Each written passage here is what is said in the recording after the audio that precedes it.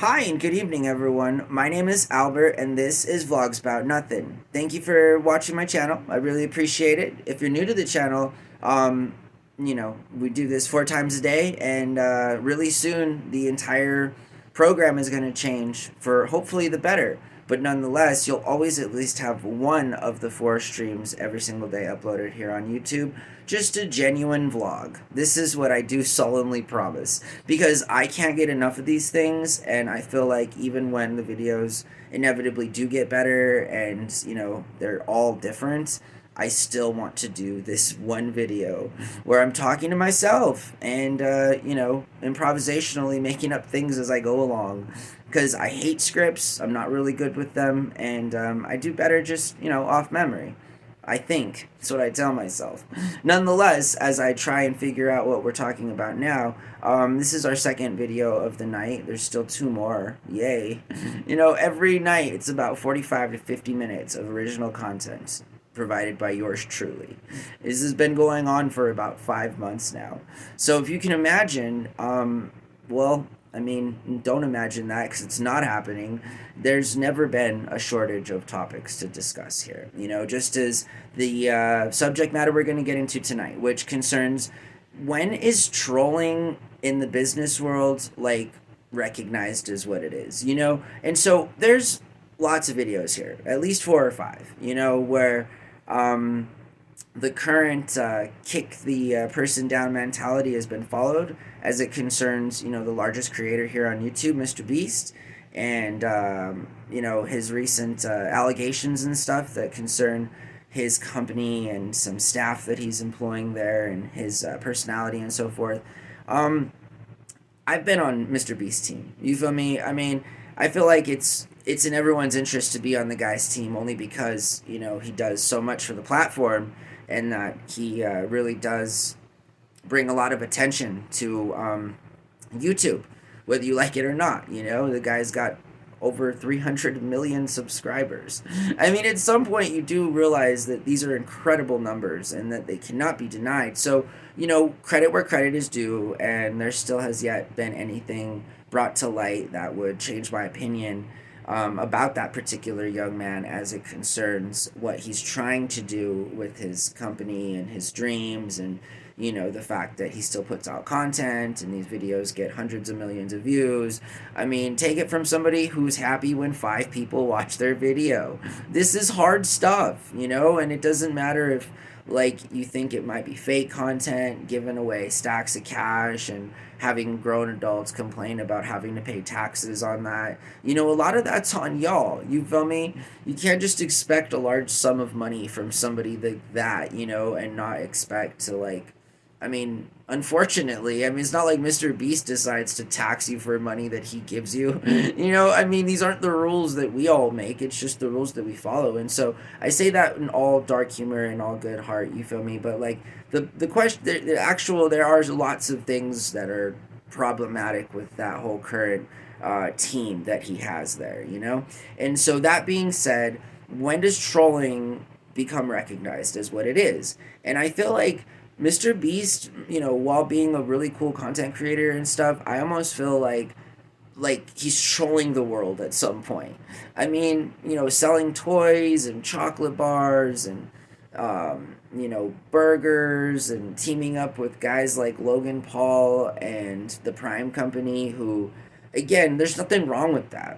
That's cool. Working with your peers, you feel me, that are you're both highly influential, you're both extremely young. That's really cool, actually. Collaboration, there's nothing wrong with collaboration. You know what I mean? You're talking to the poster boy here.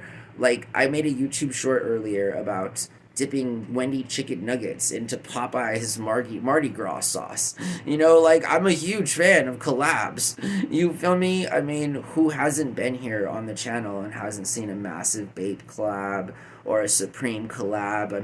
Have you not been around and or alive and paying attention to popular culture the last 20 years? Collaborations are typically cool now. They're accepted by the general public and younger people as being socially accepted or acceptable. Whereas in the past, you would never hear of such collaborations. My video stream is getting flooded currently with commercials and ads for Coca-Cola and Oreo.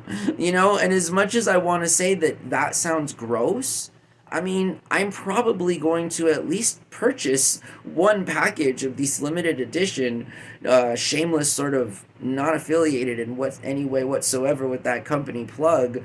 I'm probably gonna try them. I'm not gonna lie. I've been looking for them. I'm gonna find them.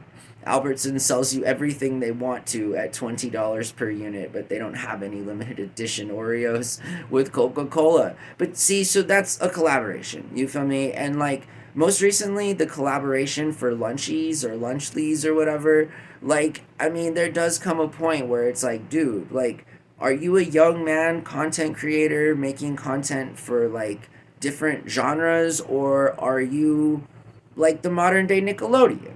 You feel me? And either way, it's cool, but like at some point I do feel like you have to be clear with your audience as to what you're going for. I mean, cuz you can't just do that. And unfortunately, a lot of creators put themselves in this very box, right? I mean, we create content that deals specifically with philanthropy or helping out or, reactions. And there's always that kind of base for our subs and our fans and our viewers that as creators, I definitely see, we have to pander to as it relates to, us trying to be a viable and watchable business as much as a business can be construed as one own self.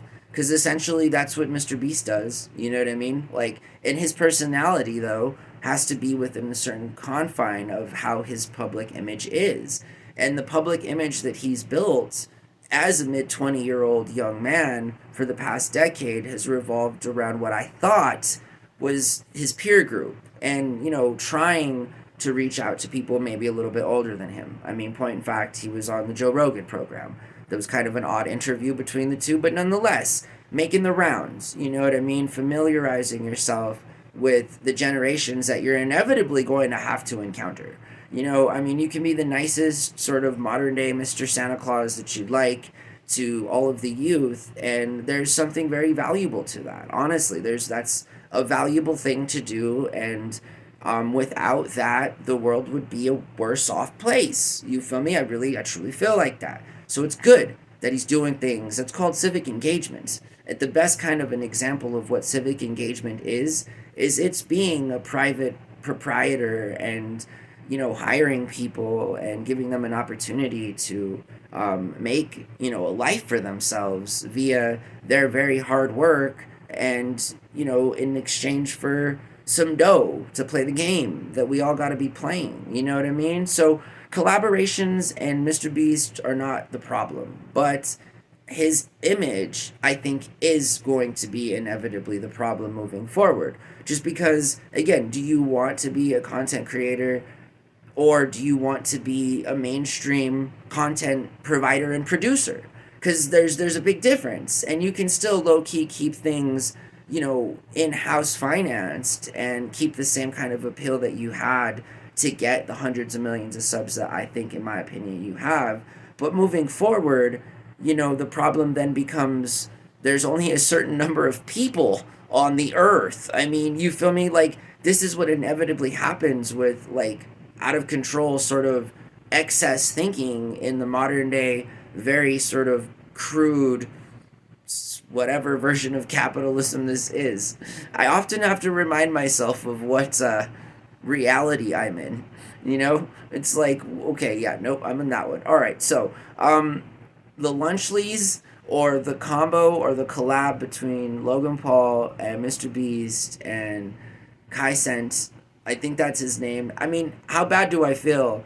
Again, no, just what I know is that the three of them aren't, like having the best public image right now. And I feel like you can't continue to alienate the people that support you for a long period of time without eventually being called as out what it is. And I feel like it might be trolling. So am I the only person that's thinking that at this point? And whether or not that trolling translates to dollars, I don't really feel like that's the case. I don't feel like take it from somebody who just got out of his own failed food operation.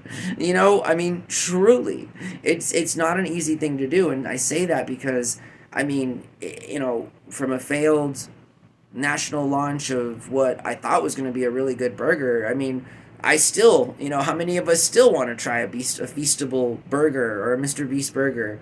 And how many of us will never get the opportunity? I never even, I seen their packaging once.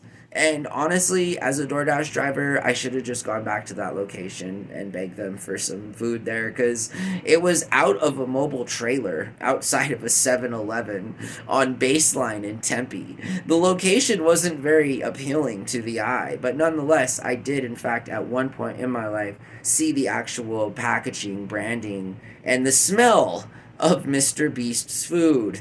So, again, there's an image problem there. It's pretty clear. Not a lot of us are running out to the stores to get the Feastable bars or, these Lunchleys. And I've purchased the Feastable bars before. Like, I think they're good, but they're not like worth $3. They're not worth $4. I mean, not when you can get the same chocolate bar for half the price. I mean, that's just kind of how it works here in America. And what's interesting is that when I do buy Beast bars, I always buy them on clearance.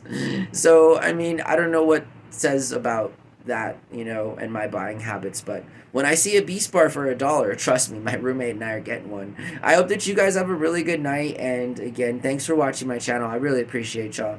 Bye.